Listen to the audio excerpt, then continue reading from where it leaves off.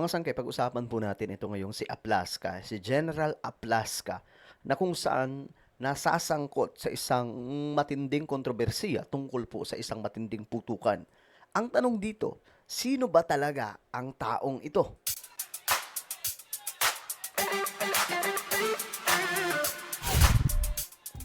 So, magandang mag-usapan ito mga sangkay kasi i-highlight po natin, bida po siya ngayon sa gulo, no? Sa nangyaring gulo. Though may pinaliwanag siya doon mga sangkay na kaya daw siya na unang nagpaputok dahil nag-warning shot siya sa mga NBI.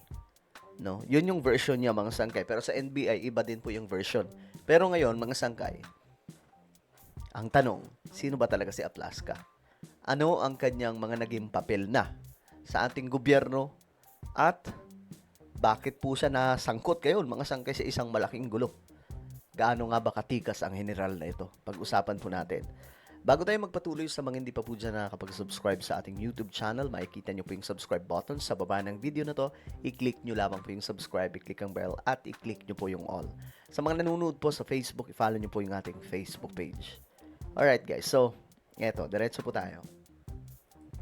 Kilalanin po natin kung sino nga ba talaga itong si Mau Aplaska na ngayon ay sinuspindi daw po ng sinuspindi ng ombudsman bilang isang Senate Sergeant at Arms. Pero ang bali-balita, ayaw daw po itanggapin ng Senado. So tingnan po natin ang balitang to. Second time's the charm, di ganyan ang sitwasyon para kay Acting Senate Sergeant at Arms Mau Aplaska na ngayon ay suspendido. Wala pang isang linggo matapos maibalik sa pwesto bago maging OSA Chief. Ano-ano pa nga ba ang kanyang naging papel sa gobyerno? Narito ang agenda report ni Joash Malimban.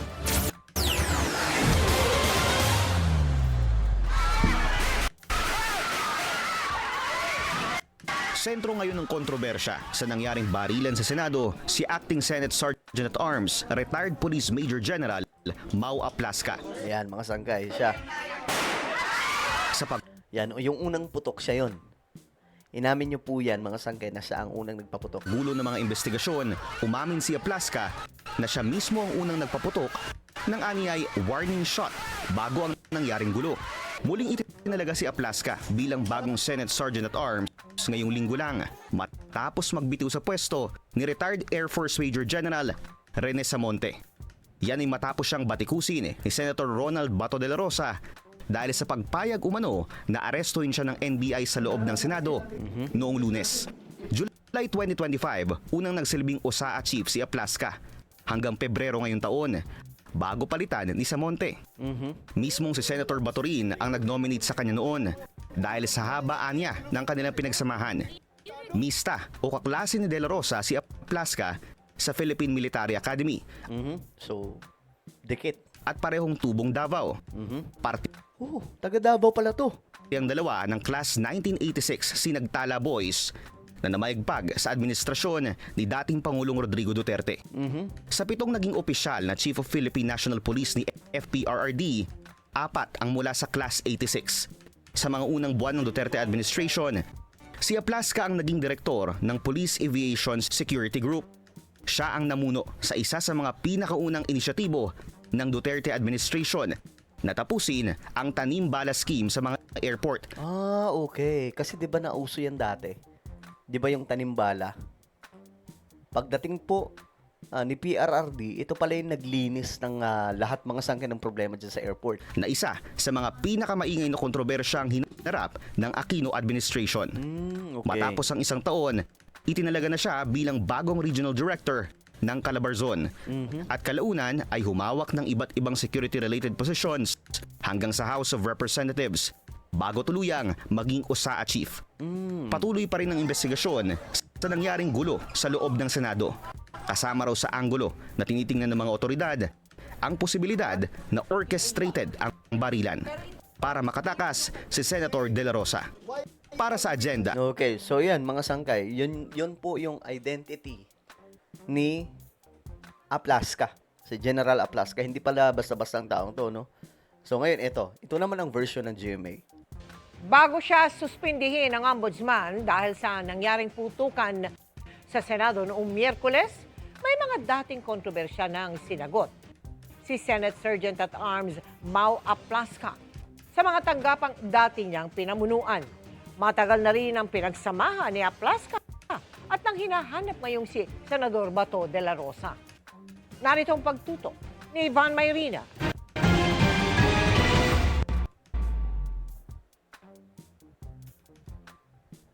Biglang napaalerto ang media sa anunsyong ito ni Senate Sergeant at Arms Mauranada Aplaska. Hindi niya pinangalanan ng arestuhin sa Senado.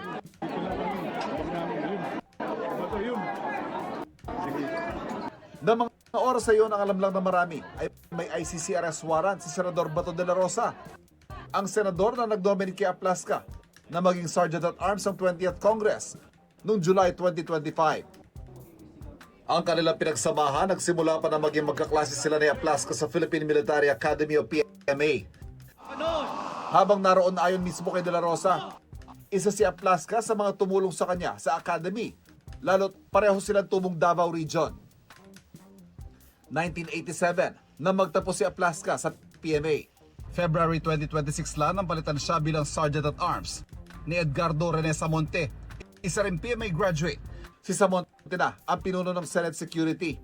Bago lang pala ito, tapos pinalitan ulit siya ni Aplaska. Nang muntik maisilbi kay De La Rosa ang ICC warrant itong Lunes. Kung ikaw ang senador, sir, ako ang Sergeant at Arms. Magpapakamatay ako para hindi ka magalaw dito sa institusyon na ito. Magpapakamatay ako para sa iyo.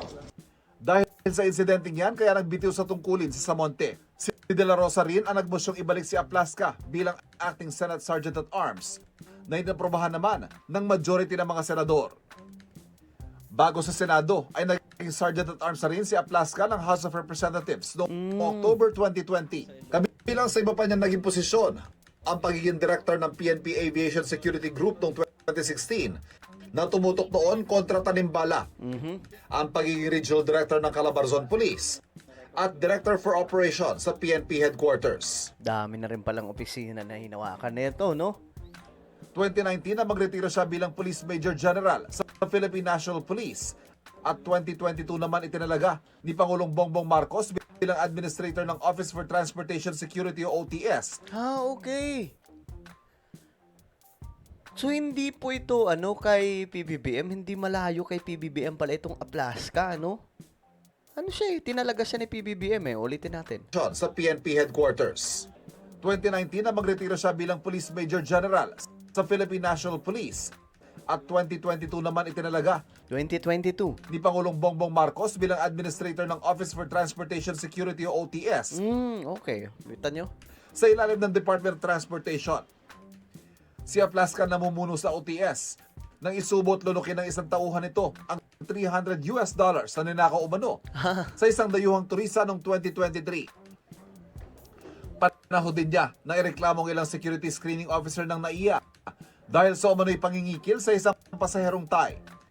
Kinalaunan ay nagbitiw si Aplaska matapos ang banta ni dating House Speaker Martin Romualdez na haharangin ng 2024 budget ng OTS at DOTR. Parang hindi po maganda na because of me, na-sacrifice po ang buong departamento. Kaya po nalulungkot kasi instead of yung focus ay mapunta doon sa mga tiwali, na bakit na nagtatanong nga ako sa sarili ko, bakit naman napunta sa sarili ko? The problem in the airport is not a simple, simple problem, but in fact it's systemic. Ivan May Okay, so yan po si Aplaska. So hindi pala basta-basta ang taong to, no? Okay, so ano po ang inyong opinion, mga sangkay? Kasi ngayon, medyo matindi po yung kinakaharap niya, mga sangkay. Pero kakampi niya po kasi yung Senado, no? Sila Cayetano, yung majority. Pero kayo, mga sangkay, ano po ang inyong opinion? Comment down below. Meron tayong YouTube channel. Ito po ay Sangkay Revelation. Hanapin niyo po ito sa YouTube ngayon din. Kapag nakita niyo na, i-click niyo po yung subscribe, i-click ang bell, at i-click niyo po yung all. Ako na po ay magpapaalam. Mag-iingat pong lahat. God bless everyone.